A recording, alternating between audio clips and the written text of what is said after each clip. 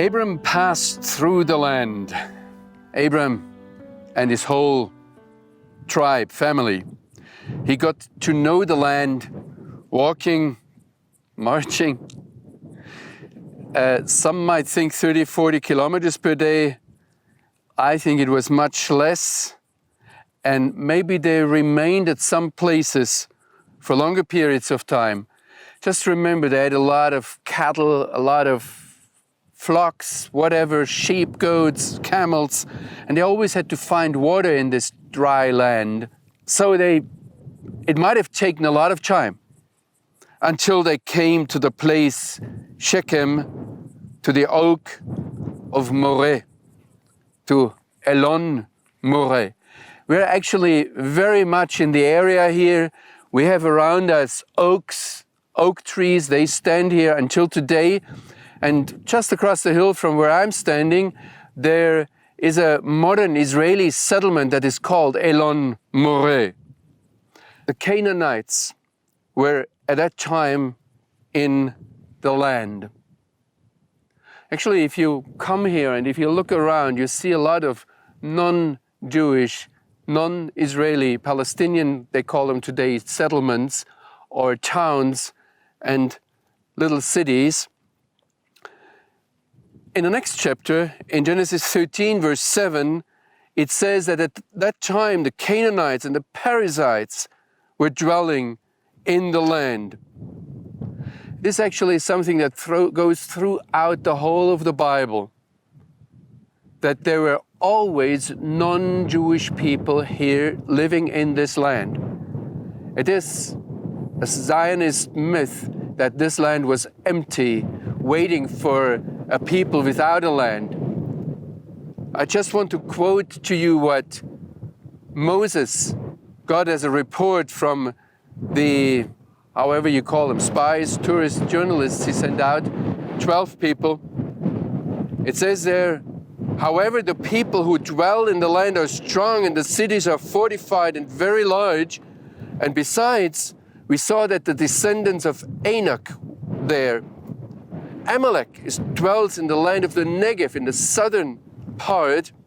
The Hittites, the Jebusites, and the Amorites dwell in the mountains, and the Canaanites settle at the coast along the Jordan.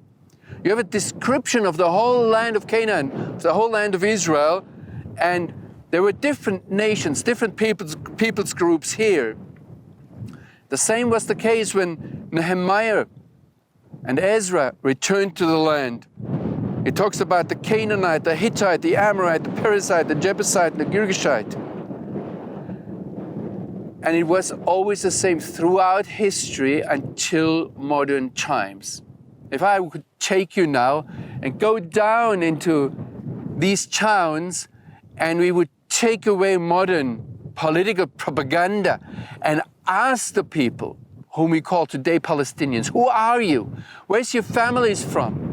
You will realize that up until this very day, it's a assembly of nations that lives in this land. You feel it, that you have Africa close by, that we are here in Asia, and Europe is not far away. It's a mix of people because people were always coming through, coming and going. And the whole record of the Bible bears testimony to that.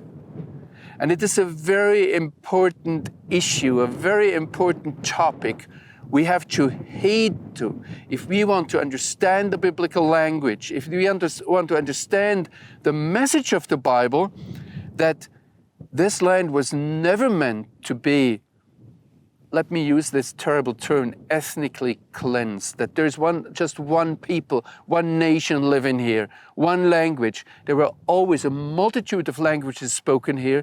There were always a whole mix of people. Just remember when Jesus moved through here, when he came from Jerusalem and went up to Galilee, whom did he meet here?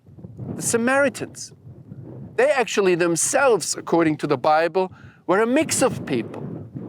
They were brought here in the time when the Assyrians took away the northern part of the kingdom of Israel. So we have to bear that in mind. And I would like to remind you that Abram's calling was to be a blessing to the other nations. So I know we are focused on a conflict. We very much ask, to whom does this land belong? It belongs to God in the end. We'll get to that later. But if we look at reality, there's a mix of people. There's all kinds of nations here.